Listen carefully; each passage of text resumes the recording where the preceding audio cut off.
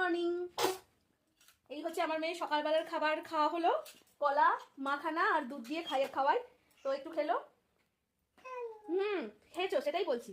এবার হচ্ছে ওকে একটুখানি মুখটা পরিষ্কার করে দেবো, দিয়ে একটু ক্রিম, গরম জল দিয়ে দেখি মা,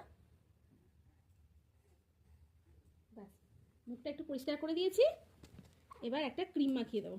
আমি এই ক্রিমটা ইউজ করি ছোটো থেকে, মানে একদম ছোটোবেলা থেকেই অ্যাটাগলারই সমস্ত জিনিসপত্র ইউজ করি। লোশন আর লোশন বলো, বডি লোশন বলো, ক্রিম, তারপরে শ্যাম্পু, সাবান, সব আমি অ্যাটাগলার ইউজ করি।